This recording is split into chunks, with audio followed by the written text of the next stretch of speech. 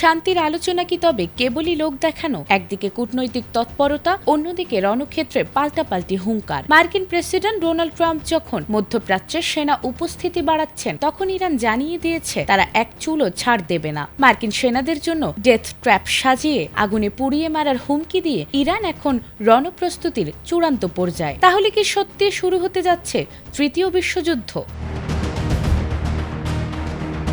মধ্যপ্রাচ্যকে ঘিরে যুদ্ধ বন্ধের কোনো নাম নেই, বরং যুদ্ধের আশঙ্কা দিনের পর দিন বেড়েই চলেছে। আর এদিকে কূটনৈতিক আলোচনার আড়ালে ইরান ও যুক্তরাষ্ট্রের মধ্যে উত্তেজনা এমন পর্যায়ে পৌঁছেছে যেখানে যে কোনো সময় শুরু হতে পারে বড় ধরনের সামরিক সংঘাত, যার প্রভাব পড়তে পারে পুরো বিশ্বে।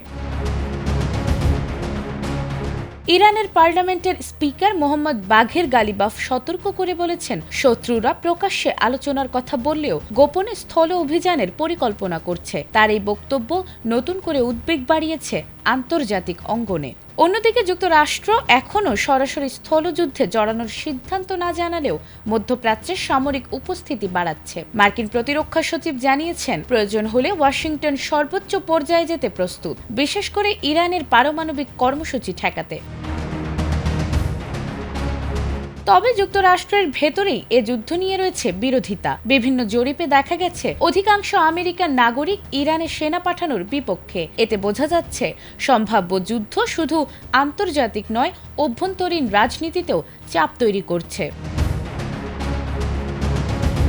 অন্যদিকে বিশ্লেষকরা বলছেন, সংঘাত শুরু হলে সবচেয়ে বড় ধাক্কা লাগবে জ্বালানি খাতে। বিশ্বের অন্যতম গুরুত্বপূর্ণ তেলপথ হরমুজ প্রণালী ক্ষতিগ্রস্ত হলে বৈশ্বিক বাজারে দেখা দিতে পারে তীব্র সংকট।